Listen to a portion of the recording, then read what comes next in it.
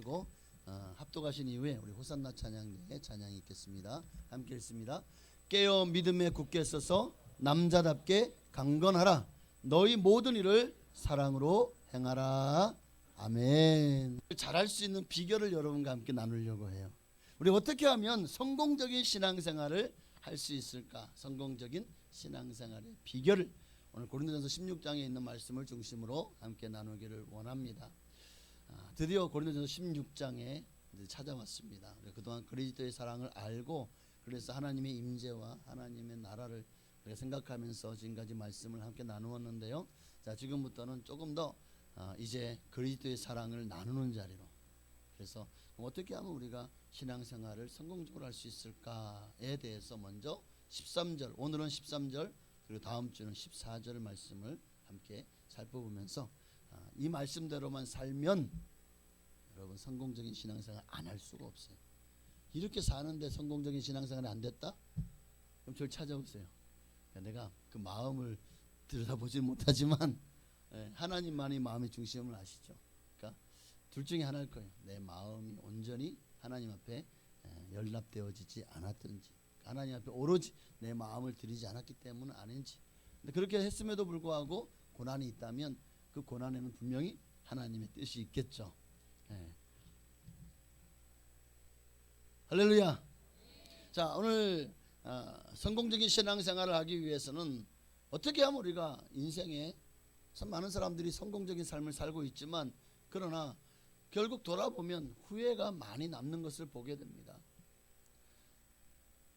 김상목 목사님이라고 하는 할렐루야 교회 원로 목사님 김상목 목사님이 쓰셨던 지도자에게서 배우라라는 책이 있습니다.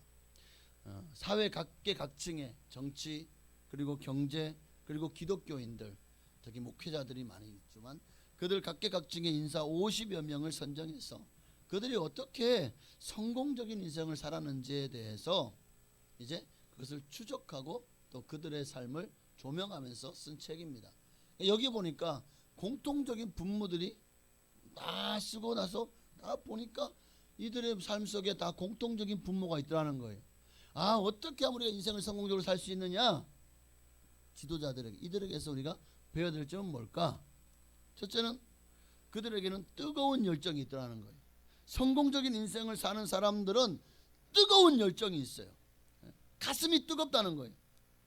두뇌가 명철해야 되는 것도 말할 것도 없지만 더 중요한 것은 그 가슴이요, 정말 하나님을 향해서든 뭐 내게 주어진 일에 정말 뜨거운 열정을 가지고 매진하는 거예요.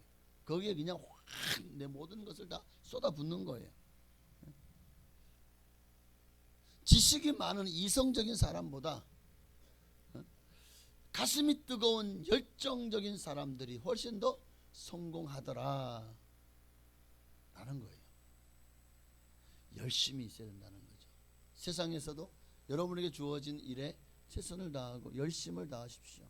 그러면 그 일에 반드시 성공할 겁니다. 그러나 우리 예수 믿는 사람은 그 무엇보다도 하나님 앞에서 뜨거우신, 머리는 하나님의 말씀으로 냉철하고 지혜롭고 가슴은 성령의 불같은 성령의 능력으로 뜨거워지죠. 성령이 내 안에 불이 붙었어요. 불이 붙었는데 어떻게 뜨겁네 이럴 수가 있냐고요. 이거는 말이 아니지, 그죠? 자, 뜨거우면 어떻게 되죠? 만약에 여러분의 갑자기 이제 냄비를 딱 들었는데 갑자기 손이 막 뜨거워. 근데 이미 그 순간은 이미 딘 거야. 그쵸? 그 순간에 어떻게 합니까? 막 하면서 막 그냥 물에도 넣고 막 그냥 얼음에도 넣고 그렇게 어떻게 해든 너무 뜨거우니까 견딜 수가 없잖아요. 뜨거우면 견딜 수가 없어요. 불이 붙었는데 어떻게 조용할 수가 있냐고요. 불이 붙었는데 오늘 여러분에게도 이 성령의 불이 붙으시기를 바랍니다. 성공한 우리 신앙의 성공도 마찬가지 뜨거워야 돼요. 성령의 불은 뜨겁잖아요. 그 뜨거운 불이 여러분에게 붙어진다면 더 이상 내가 불이 붙었는데도 그냥 조용하다면 이거는 뜨거운 게 아니죠. 지금 뭔가 문제가 있는 거예요.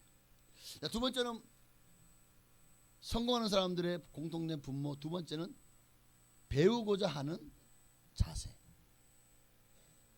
이 땅에서 가장 교만한 사람이 누구냐?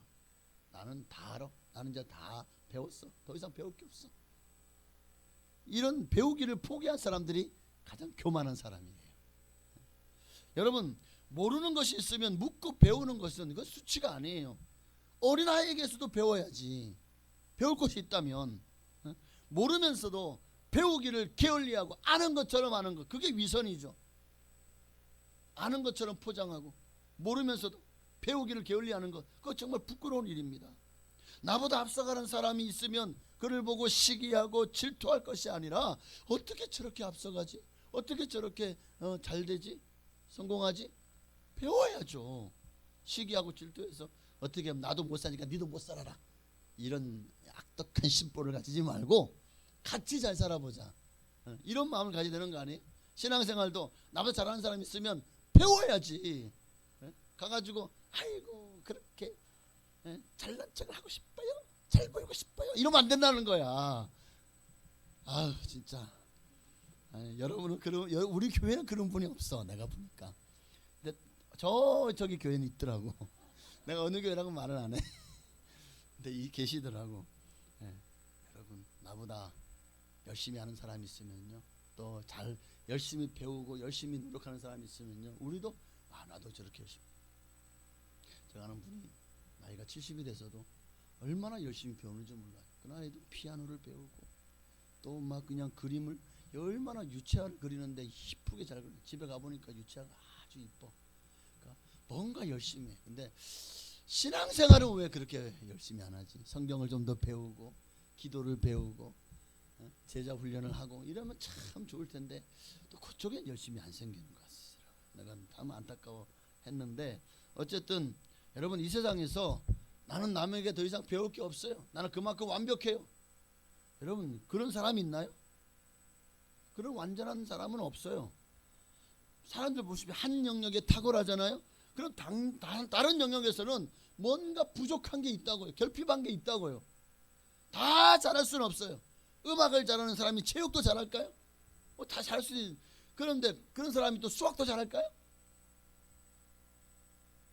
영어도 잘할까요? 모든 걸 다 잘할 수는 없다고요. 우리가 볼 때 아주 그냥 훌륭한 축구 선수, 저 포르투갈의 아주 유명한 축구 선수가 있죠. 누구죠? 호날두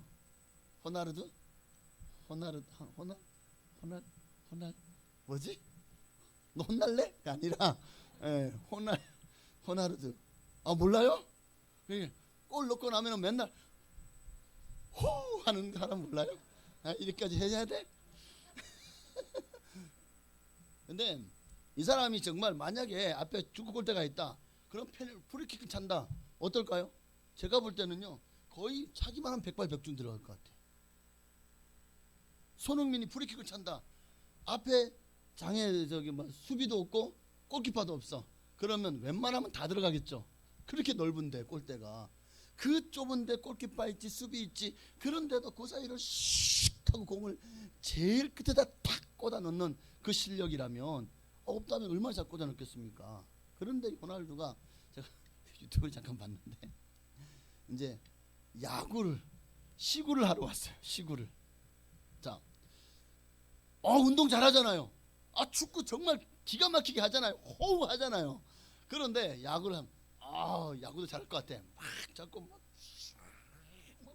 멋질 것 같아. 근데 이렇게 던지더라고. 이렇게. 그래서 아르랑볼로 가다가 말아버려. 깜짝 놀랐어요. 또 이제 배트를 휘두르는 거야. 아주 그냥 아주 멋진 선수들 있잖아요. 뭐 추신수라든가 아니면 뭐 요즘에 잘 나가는 이정후, 그 바람돌이 아들, 이정후 맞네, 맞잖아요. 그 저처럼 딱 보면 쫙 뻗어가지고 멋지게 칠 것 같죠. 호날두가 배트를 휘두르는데 그래가지고 이렇게 치더라고, 이렇게. 그러면 이야, 저렇게 몸값이 전 세계에서 1인 정말 대기업 할 만한 천문학적인 숫자 아닌가요? 몸값이. 그런 선수도 야구하라니까 이렇게 휘두르는구나 하고는 제가 깜짝 놀랐습니다. 아, 모든 것을 잘할 수 없구나. 다 잘할 수는 없구나. 그러므로 여러분, 우리도 마찬가지, 신앙생활도 모든 걸 다 잘할 수는 없어요. 그러니까 배워야 돼요. 끊임없이 배워야 됩니다. 배워야 돼요. 세 번째, 분명한 목적의식. 성공하는 사람들에게 분명한 목적의식이 있다는 거예요. 목표가 뚜렷해요. 꿈과 비전이 확실합니다. 그렇기 때문에 그 목표를 향해서 어떤 장애물이 있고 고난이 있고 힘든 역경이 있어도 그걸 다 그 목표를 향해 달려가는 길을 포기하지 않더라고요. 그 삶의 철학이 분명해야 돼요. 내가 지금 하고 있는 일이 하나님이 내게 맡기신 일이다 라고 생각할 때 우리 속에 사명감이 생겨요. 그 사명으로 우리가 주의 일을 하면은요, 못할 것이 없어요. 능치 못함이 없을 줄로 믿습니다. 근데 그런 사명감이 없어요. 하나님 일에 대한 꿈도 없고 비전도 없고 소망도 없어요. 그냥 교회는 나오지만 아유, 그냥 적당히 예수 믿다가 천국만 나 들여보내주세요, 이런 마음을 가지고 그러면요, 정말 어디로 갈지 몰라요. 신앙생활이. 그러니까 신앙생활이 뭘 해도 재미가 없고 신나지 않고 즐겁지 않고 감사도 안 되고 그냥 나와 앉아 있는데 몸은 찌뿌둥하고 피곤해 죽겠는데 졸리고 그런다고요. 집에 가면 한 점 때려야지, 이런 생각만 하고 있다니까. 지금 여러분 중에 보이나 안 보이나? 안 보이는데, 네, 감사합니다. 그래서 항상 토요일 저녁을 잘 보내야 돼요. 그래야 주일날 내가 가장 좋은 그런 건강과 컨디션을 가지고 주님 앞에 나와 예배할 수가 있거든요. 요즘 애들은 밤에 잠을 안 자요. 뭘 하는지. 그러니까 아침에 깨워도 못 일어나죠. 교회 나와도 졸기 바쁘죠. 자, 주님을 향해서 주님이 여러분에게 주신 사명, 이 분명한 목적이 여러분에게 있습니까? 그 목적이 있어요. 그러지 않으면 참 상황에 따라서 사람은 표리부동해지는 거예요. 고아 출신으로 거부가 된 미국의 캠슨이라고 하는 분이 계셔요. 고아예요. 얼마나 가난했을까, 얼마나 힘들었을까. 그런데도 그는 그 모든 인생의 역경을 디디고 승리했습니다. 부자가 되었습니다. 그 사람들이요, 정말 당신은 누가 뒤에서 밀어주는 사람도 없고 앞에 끌어주는 사람도 없고 정말 좋은 부모도 없고, 그런데 어떻게 당신은 이렇게 성공적으로 큰 부자가 될 수 있었습니까 하고 사람들이 물어봐요. 그러니까 그렇게 물어보는 이들마다 이 캠슨이요, 그렇게 얘기한대요. 나에게는 4가지 비결이 있습니다. 한번 듣고 실천해 볼랴? 예. 아이고, 가르쳐만 주세요. 제가 실천할게요. 첫째, 하나님을 잘 믿어요. 하나님을 잘 믿고 주의를 성수하세요.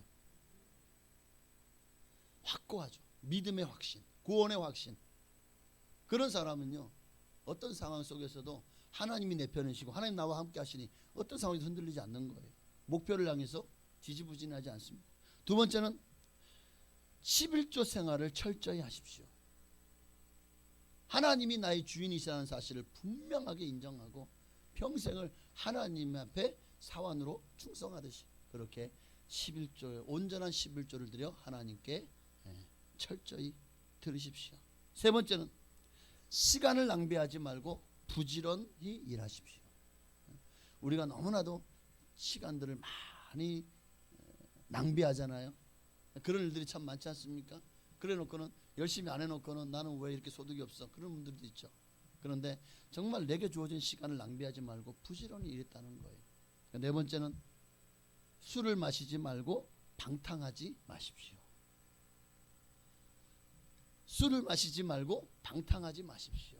그러니까 한마디로 말해서 너무 유흥을 위해 살지 말라는 거겠죠. 그만큼 이 시간을 거기에 빼앗기는 만큼 우리에게 주어진, 인생은 참 짧아요. 긴 것 같지만 짧다고요.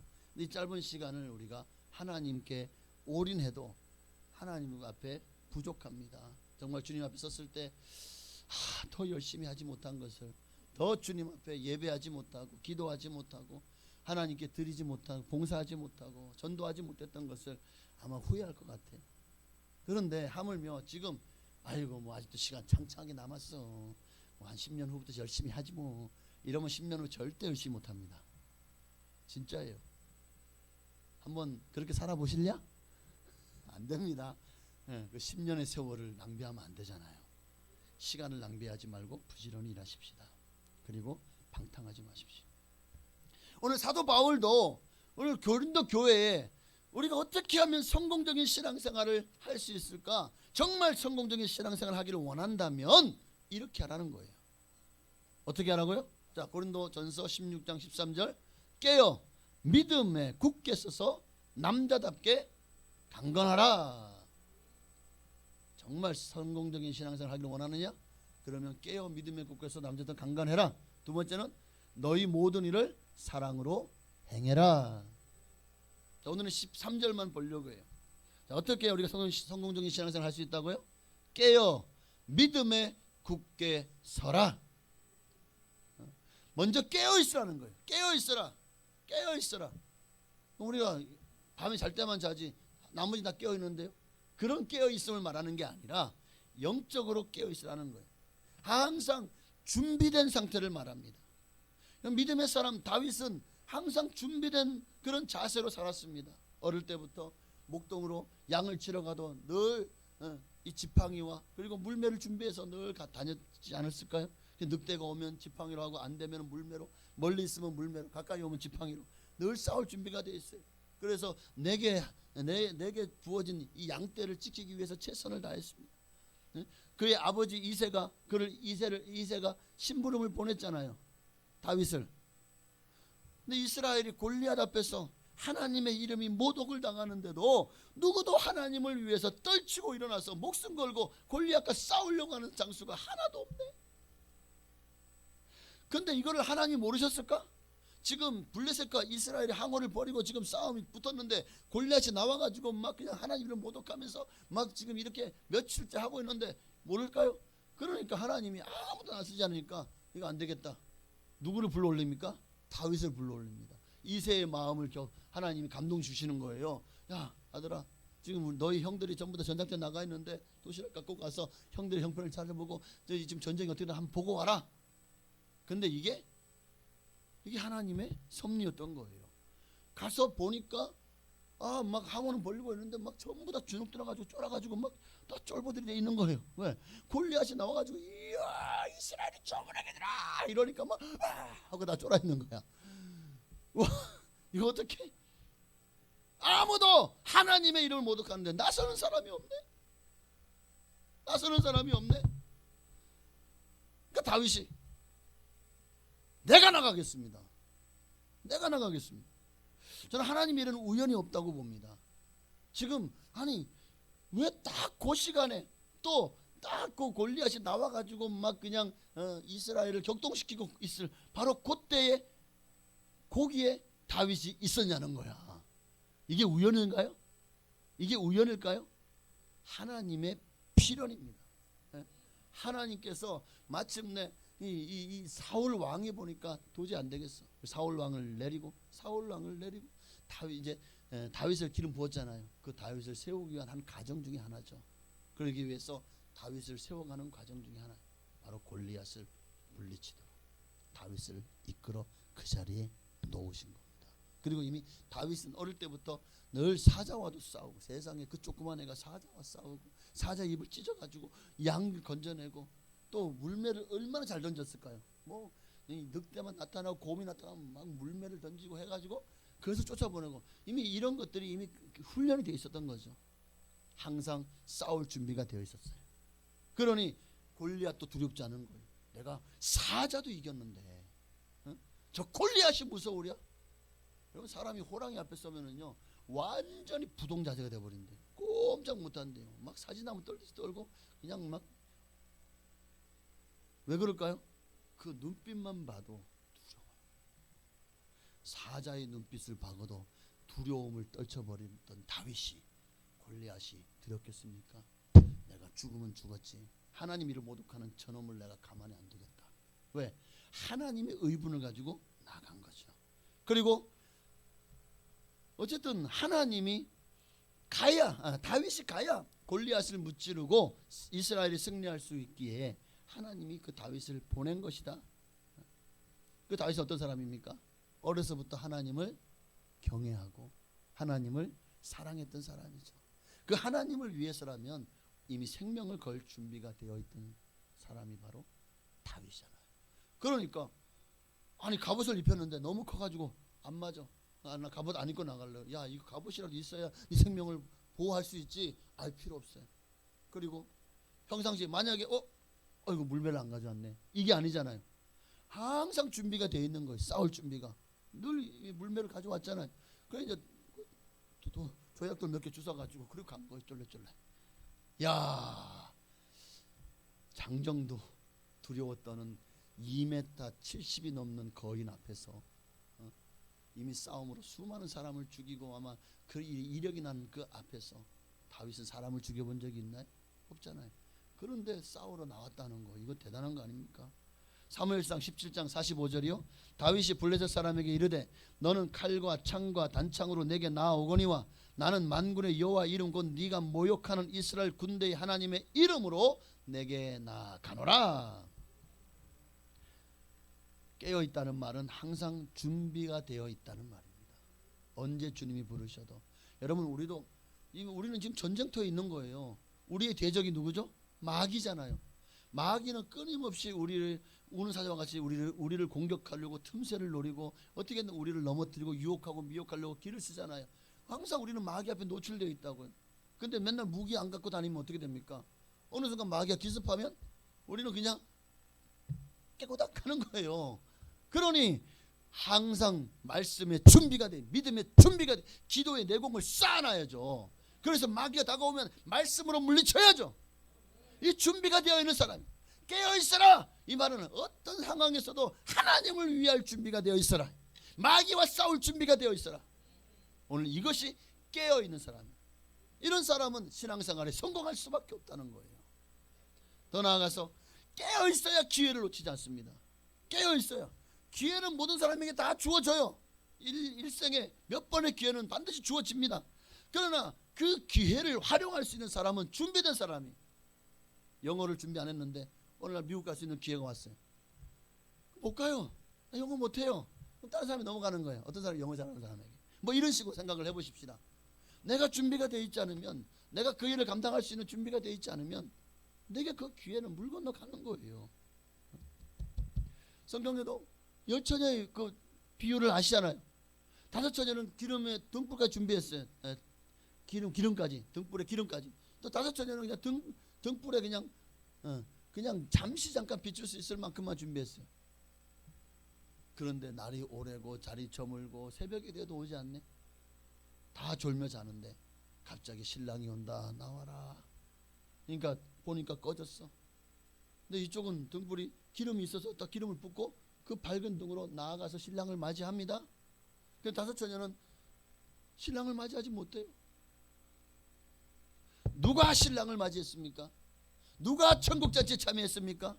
슬기 있는 자들, 그릇에 기름을 담아 등과 함께 가져갔던 사람들, 준비된 사람들이 그 영광에 들어간 거예요. 깨어 있어야 기회를 놓치지 않습니다. 기름 등불을 준비하셔야 됩니다. 그리고 깨어 있어야 재난을 이겨냅니다. 깨어 있어야 고난을. 여러분 항상 깨어서 준비하는 있는 사람들은요 기회만 놓치지 않습니까? 아니요. 내 인생에 어려운 일들이 닥쳐올 때 그것을 얼마든지 극복해낼 수 있는 거예요. 도리어 그런 것을 위기를 기회로 삼고 인생 역전을 이루고 전화위복을 이뤄낼 수 있다는 겁니다. 베드로를 보십시다. 베드로가 겟세마네 동산에서 예수님이 내일이면 십자가를 지고 돌아가셔야 돼. 얼마나 마음이 힘들었는지, 제자들아 내 마음이 심히 고민되어 죽게 되었으니 너희가 나를 위해서 좀 기도해라. 깨어있어 기도해라. 깨어있어라. 그랬는데 이들이 2번 3번째 와볼 때까지 다 졸고 있었잖아요. 자, 그렇게 졸았더니 그 결과가 뭡니까? 예수님이 잡히는데, 예수님이 잡히네. 뭐지 무슨 일이지? 막 그리고는 베드로는 급해가지고 손에 칼 가지고 쫙 빼가지고 종에 그냥 귀를 자르지 않나? 엉뚱한 짓을 하지 않나? 또 예수님이 잡혀서 이제 가는데 쫄래쫄래 따라가가지고 보다가 보니까, 야 너 보니까 너 갈릴리 사람이네? 너 예수 믿는 너 예수 제자 아니야? 그랬다가는 그 앞에서 막 그냥 당황해가지고 아니야 나 아니야 나 몰라 예수님을 저주하면까지 부인하죠. 또 예수님이 정말 가장 인류 역사를 위해서 가장 중요한 순간에, 인류 역사의 최고의 중요한 순간에 베드로는 어디 있었습니까? 예수님이 그 고난을 당하시고 십자가에 못 박혀 돌아가시는 그 긴 시간을, 그 하루를 도대체 베드로는 어디 있었냐고요. 그 중요한 순간에 깨어있지 않았기 때문에, 깨어있지 않았기 때문에, 그 위대한 일 앞에서 깨어있었다면 주님이 말씀하신 대로 되어지는구나. 정말 내가 예루살렘에 올라가면 그 장로들과 제자들의 무리에게 잡혀가지고 내가 십자가에 못 박혀 죽을 것이다. 그러나 3일 만에 살아나리라. 이 말이 깨달아질 것이고, 깨어있었다면요, 예수님의 그 십자가 그 고난에, 그를 통해서 하나님이 인류를 구원하시는 위대한 일을 정말 체험하며 그것이 또 간증이 되고 더 많이 복음을 전하는 일에 정말 담대하게 전할 수 있었지 않을까요? 그런데 베드로는 그 시간에, 그 순간에, 가장 중요한 순간에 사라지고 없었다는 거예요. 예수님 앞에 책망이나 받고 말이죠.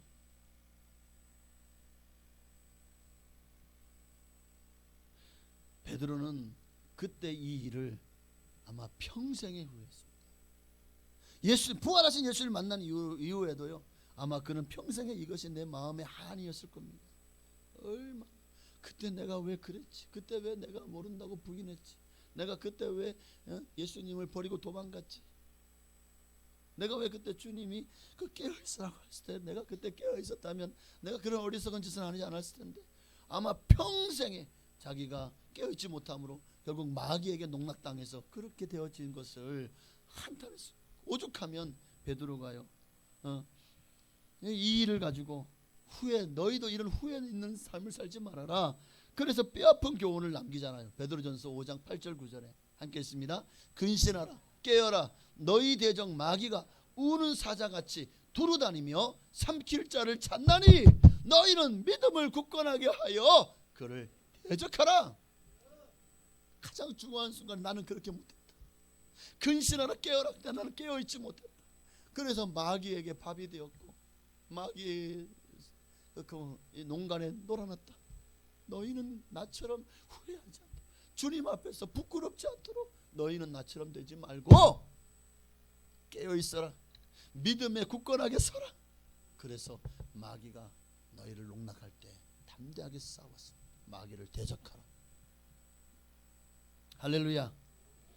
여러분도 베드로처럼 깨어 믿음에 굳건하게 서시길 바랍니다.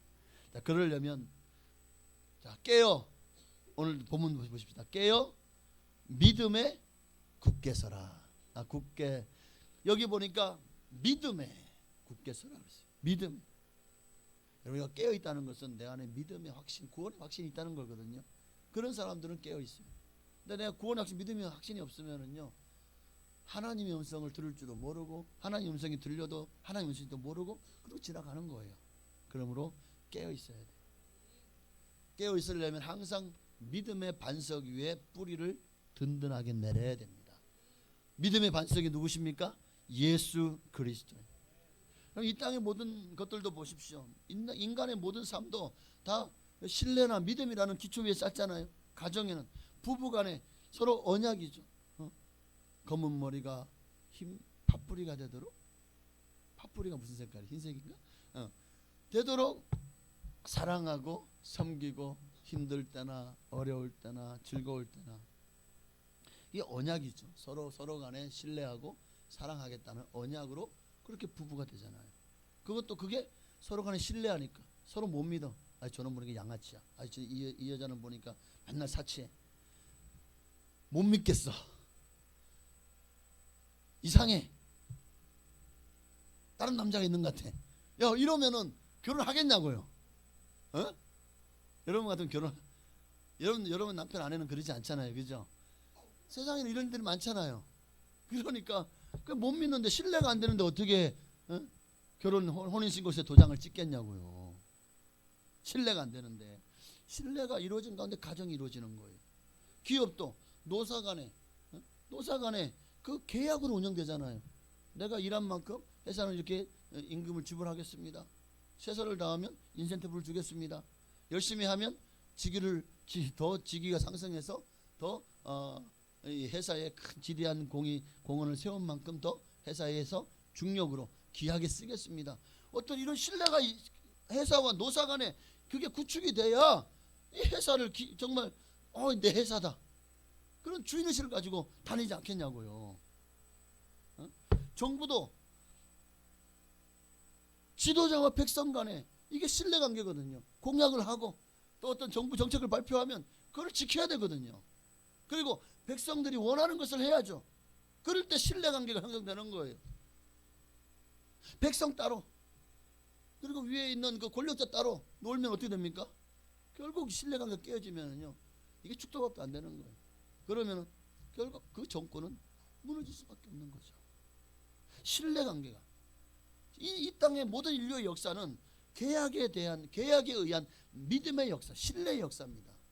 하물며 하나님과 우리의 관계도 마찬가지예요. 하나님과 사이에도 언약 관계잖아요. 하나님과 우리 사이에 예수님이 중보자가 되셨고 그리고 그 예수를 말미암아 하나님과 우리 사이가 중재되어서 언약이 이루어졌습니다. 네가 예수를 믿으면 그리고 그 믿음 생활을 잘하면 하나님 앞에서 잘 살면 하나님이 너를 구원하시겠다. 너를 자녀 삼으시겠다. 자, 그러니 오늘 우리 인생에 있어서 가장 중요한 것은 여러분이 예수님을 만났다는 겁니다. 그 예수님과 언약 관계를 맺었다는 거예요. 만약에 우리 인생에 예수가 없었다면 아마 우리 삶은 언제 무너질지 모르는 모래 위에 지은 성과 같지 않았을까요? 왜냐하면 반석이 아니잖아요. 예수님만이 반석이잖아요. 그 위에 집을 지어야 천국까지 꼴이 날 수 있거든요. 그런데 예수가 아닌 어떤 반석, 그 반석이 아니에요. 다 모래 위에 짓는 집이지. 그런 집은 결국 무너질 수밖에 없는 것입니다. 이 땅의 사람들은 다 무너질 모래 위에 집을 짓고 있어요. 그러나 우리는 예수 그리스도라는 반석 위에 성전을 지어가고 있는 줄로 믿습니다. 그러니 자, 이렇게 믿음의 기초 위에 든든하게 집을 세워나가 여러분 되시길 바랍니다. 그런데 또 한 가지는요, 집을 짓긴 짓는데 설계도가 없이 대충 지으면 안 돼요. 또 집을 짓다가 이상하게 삐뚤삐뚤 가네? 그리고 그냥 쌓아 올렸어. 그리고 집을 지으면 어떻게 될까요? 여러분 그 집에 가서 사시겠어? 네. 저 여기 아파트가 나왔는데 아파트가 이렇게 기울어 있어 이렇게. 근데 왠지 이게 무너질 것 같은 느낌이 들어. 근데 그 아파트가 싸게 나왔어. 자, 싸다 싸 100만 원. 100만 원 주면 33평 아파트 들어갈 수 있어. 여러분 100만 원 주고 그 아파트 들어가시겠습니까? 이렇게 기울어 있었어요. 언제 확 무너질지 모르는 아파트인데 이게 버티고 있는 것도 신기해. 이게 조금만 막 그냥 집안이 약해지거나 비가 많이 와서 아니면 조금만 지진이 나면 이거 당장 무너지지. 아무리 싸도 거기 들어가서 목숨을 담보로 살겠냐고요. 그러니까 우리도 믿음의 기초 위에 절대로 치우치지 마. 자라오느라 치우치지 말아야 돼요. 대부분의 문제와 사고는 한쪽으로 치우치는 데부터 시작되더라고요. 건물도 그렇게 한쪽으로 치우치면 그 붕괴되고 넘어지는 것처럼 사람의 사상도 너무 한쪽으로 치우치면 독선과 독재가 되는 것처럼 우리 신앙도 너무 한쪽으로 치우치면 안 돼요. 너무 이성적으로 치우치면 율법주의가 됩니다. 또 너무 그냥 뭔가 보려고 하다 보면 신비주의가 됩니다. 너무 잘 우리가 치우치는 거예요. 또 너무 세상이 좋아가지고 이제 교회 다니면서 세상을 너무 좋아하면 세속화에 빠지게 되는 거예요. 너무 복을 좋아하면 또 기복주의에 빠집니다. 너무 나를 위해서 예수를 믿으면 인본주의에 빠지는 거예요. 이게 치우치는 겁니다. 인본주의, 기복주의, 세속주의, 율법주의, 신비주의, 이거는 성경이 말씀하시는 복음이 아닙니다. 이런 것들이 여러분의 신앙을 갉아먹고 여러분을 망하게 하는 1등 공신이 되어집니다. 그리고 그 뒤에는 아마 마귀가 있겠죠. 그러니 치우치면 안 돼요. 너무 한쪽으로 치우치면 안 돼요. 어떻게 해야 됩니까? 기둥을 굳건하게 세워야 되죠. 자, 이스라엘이 솔로몬 성전에 있는 두 기둥의 이름이 뭡니까? 보아스와 야긴이죠. 이 기둥이 굳건하게 세워져 있는 것처럼 그래 양쪽을 받치고 있어야 성경 한쪽만 굳건하고 한쪽은 그냥 실타래 갖고 이러면요 한쪽으로 무너지잖아요. 든든하게. 그럼 이 보아스 이야기 같은 이 두 기둥은 뭡니까? 말씀과 기도. 말씀과 기도로 거룩해지는 거예요. 항상 하나님 중심, 말씀 중심, 교회 중심으로 말씀과 기도로 거룩해질 때 여러분은 절대 자로나 우로나 치우치지 않고 강건할 줄로 믿습니다. 하나님이 출애굽하고 마침내 가나안 땅에 들어가려고 하는 이 여호수아, 모세의 다음 지도자인 여호수아가 너무 두려워하잖아요. 그 여호수아에게 뭐라고 말합니까? 1장 7절에 보니까 강하고 담대하라. 나의 종 모세가 내게 명령한 그 율법을 다 지켜 행하고 우로나 좌로나 치우치지 말라. 그래야하면 어디로 가든지 형통하리니. 이 말씀 붙들고 여호수아는 평생에 치우치지 않았습니다. 모세처럼 하나님 한 분만을 바라보며 하나님 중심, 말씀 중심의 그런 삶을 살았습니다. 그랬기에 그는 이제 여호수아 1장에서 여호수아가 시작됐다면 여호수아 마지막 24장에서 고별 설교를 어떻게 합니까? 24장 15절이요. 함께 읽습니다. 만일 여호와를 섬기는 것이 너희에게 좋지 않게 보이거든 너희 조상들이 강 저쪽에서 섬기던 신들이든지 또는 너희가 거주하는 땅에 있는 아모리 족속의 신들이든지 너희가 섬길 자를 오늘 택하라. 오직 나와 내 집은 여호와를 섬기겠노라. 여전히 변함없이 하나님만을 섬기겠다는 이 여호수아의 치우침이 없어요. 오직 하나님만을 바라봐.